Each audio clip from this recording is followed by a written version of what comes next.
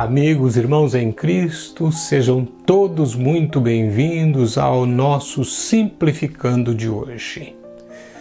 Algumas pessoas me perguntaram por que eu dei o nome de Simplificando.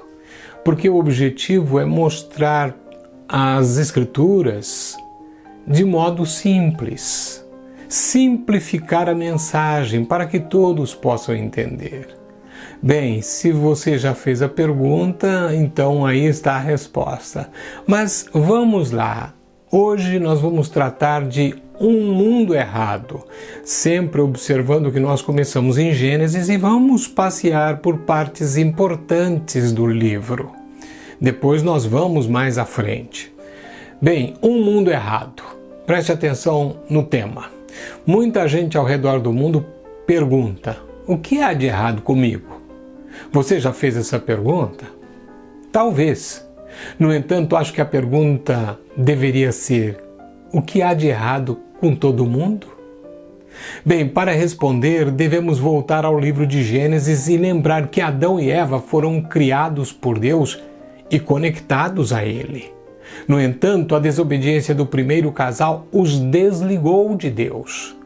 Como o Senhor é Deus, de antemão Ele já sabia disso. Ele não foi apanhado de surpresa. Naquele momento, ele prometeu que iria se reconectar com o homem caído. E você pode ver essa promessa em Gênesis 3,15. Para que essa promessa se concretizasse, Deus veio em carne para fazer o resgate, sendo concebido pelo Espírito Santo no ventre de Maria. Já que o primeiro Adão caiu, um segundo Adão teve que vir em nosso socorro. Somente um humano sem pecado poderia desfazer o que um humano pecador havia feito.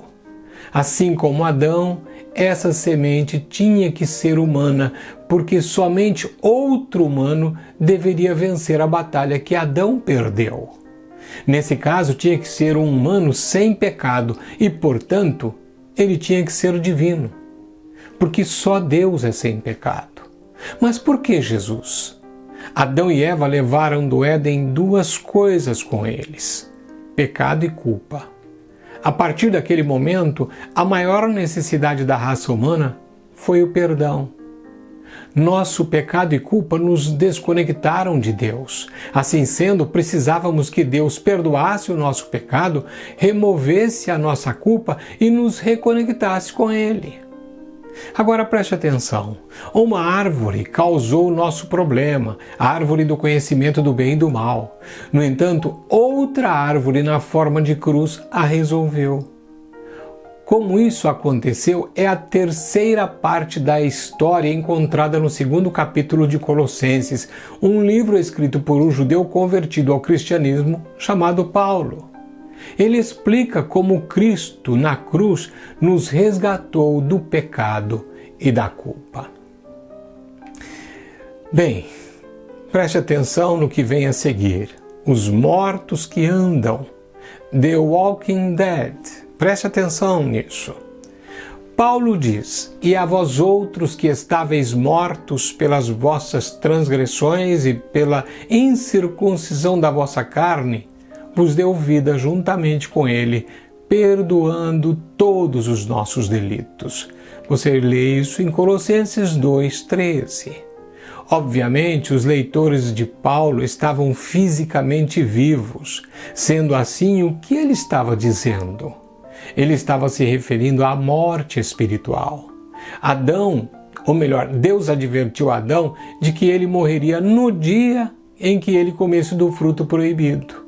Adão morreu no momento em que pecou, não por fora, mas por dentro. Isto é, ele não morreu em seu corpo imediatamente, mas ele morreu em seu espírito.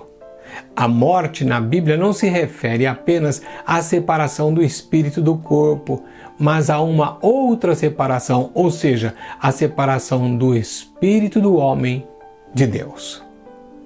Depois de tudo isso, vamos partir para uma conclusão.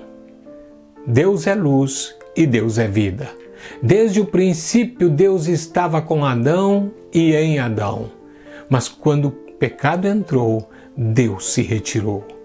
A partir daquele momento, todo bebê deixa o útero na escuridão espiritual e espiritualmente morto. Todos nós nascemos mortos quando chegamos a este mundo.